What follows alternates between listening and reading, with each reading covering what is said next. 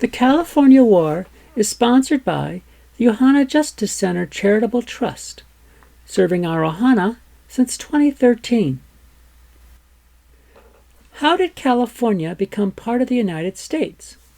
Chances are you would probably answer that question by saying that California became part of the United States because the U.S. won it from Mexico during the Mexican War.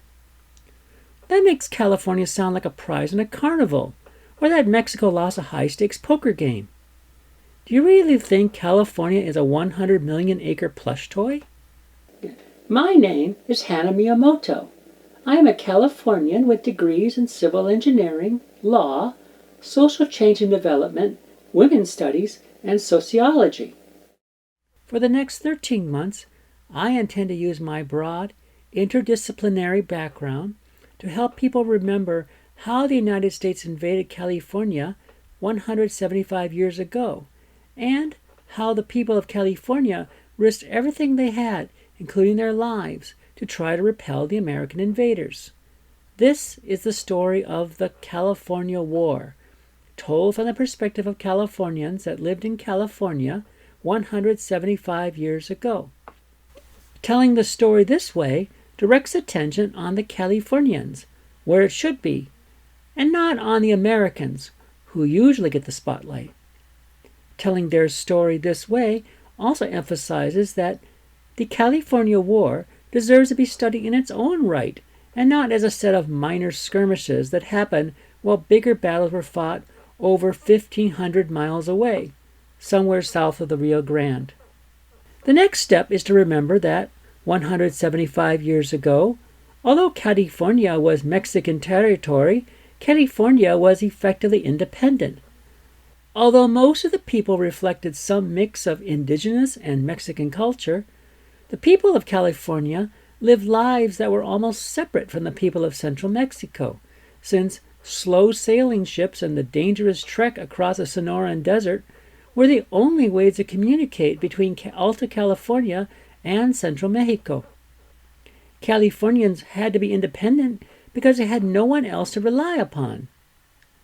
Many histories refer to pre-1846 California as Mexican California, implying that since the people were Mexican citizens, they were loyal to the Mexican government.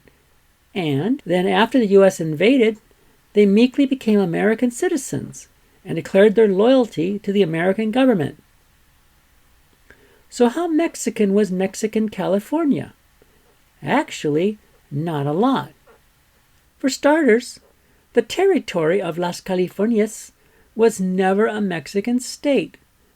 As a result, its citizens had no representation in the Mexican government, barring the right to elect one non-voting delegate to the Mexican legislature. Sometimes, the guy they elected never even went to Mexico City. That suggests how much value the Californians put on the Mexican government. Effectively, Las Californias governed itself with a Chamber of Deputies, or Cámara de Diputados, seated in Monterey, California. The chief executive officer of California was nominally a governor or gobernador appointed by the government of Mexico. However, twice in 25 years, in complete disregard for Mexican law, the Californians rose up and forced the governor appointed by Mexico to give up his office and leave. On several other occasions, the governor that Mexico appointed died of old age. Whenever that happened, the people of California elected a Californian to serve as governor, until the Mexican government finally sent someone new. This is why, when the U.S. landed troops in Monterey in 1846, the current governor of California was a Californian, Pío de Jesús Pico, and not anyone appointed by Mexico. Moreover, Pico had been serving as governor for over a year when the Americans came, especially since Californians, led by Juan Bautista Valentín Alvarado y Vallejo, had forced the last appointed Mexican governor to go back to Mexico in 1845. Incidentally, Los Angeles named Pico Boulevard and Alvarado Street in honor of these men. All that prior self-government experience is one reason why California went directly from being an American conquest to becoming an American state, without ever being part of a territory. Even the California state boundaries were set by Californians, and not by Congress. This is also why Athena, the mythical Greek goddess who was born a full-grown adult, dominates our state's seal. Even the red star on our flag, the one over the California bear, recalls our sovereignty within the Mexican and American republics. With such a long history of political independence and stable self-government in pre-war California, it should surprise no one that most of the 5,000 people in California resented being invaded by hundreds of men that didn't look like them, speak their language, or respect their religion and culture. In fact, it only took about 6 weeks of Yankee rule for Californians to rise up against their American masters, starting in Los Angeles. For the next 3 months, most of Southern California was free of American troops, until the Yankees brought more ships and men to conquer it all over again in January 1847. The history that most people are taught, to the extent they are taught anything about the California War, ignores how much and how many Californians resisted the Americans with every weapon they had, from cannons to spears. Conquering Alta California, the present-day state of California, took 7 months and many American and Californian lives. Moreover, the fighting only ended when the Americans agreed to conditions that Californians thought would help them preserve their way of life. So that's the history. Why is the California War important now? And more to the point, why should you care whether and how Californians fought the United States? First, all history deserves to be studied, especially if it influences our lives today. The fact that California is the largest state in the United States, with more than 39 million people descended from a vast range of cultures, definitely makes the process by which California became part of the United States important.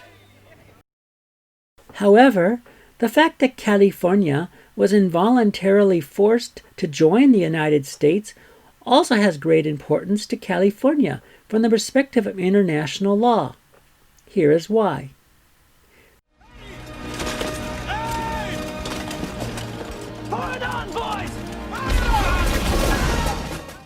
Since 1861, the United States has insisted that no state may leave the United States without first getting permission from the U.S. government. The official reason for this rule, in the words of President Abraham Lincoln, is that all state governments govern land that became American territory through either war, trade, or purchase by the United States. Since all the states were on land that was under the control of another country before they became states, unilateral secession is impossible. Even Texas was never truly secure from invasion until the United States sent its army and navy to battle Mexico in 1846. Moreover, the United States took responsibility for millions of dollars in debt when Texas gave up her independence. However, unlike Texas, most of the people of California never wanted to be part of the United States. The history of the California War proves that.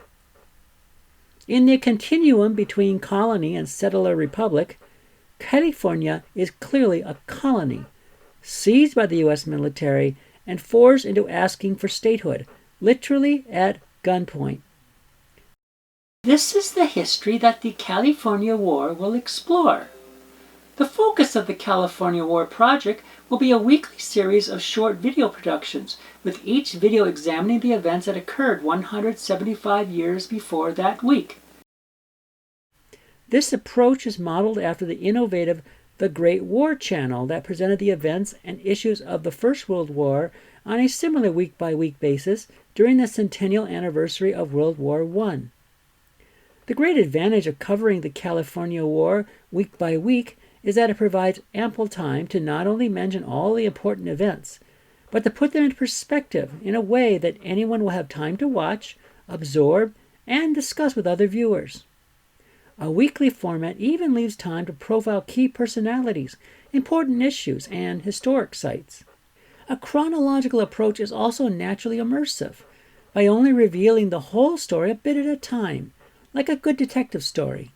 I can promise you that you will not believe where some of these threads will lead. Since I live in Southern California, many of the key monuments, museums, and historic sites relating to the California War are within easy driving of my home. However, your contributions to the California War through Patreon will help defer the cost of royalties, image use costs, shooting fees, research expenses, and other costs of producing higher quality programs. To allow you to support this project, a Patreon page has been set up to allow you to support this important project. Thanks to the assistance of the Ohana Justice Center Charitable Trust, a research and educational organization recognized by the Internal Revenue Service, all contributions to the California War Patreon page are tax deductible. Patreon contributors will also be invited to participate in special live stream conferences and other Patreon-only discussions. As a scholar, I look forward to discussing the California War with you. In addition to getting involved through Patreon, you can support this channel by clicking the thumbs up icon below and subscribing to this channel. Remember to also click the bell icon to receive notifications when we post new videos. So thank you for viewing this video, and remember to watch week 1 of the California War. Remember to click the like button and subscribing to this channel as well.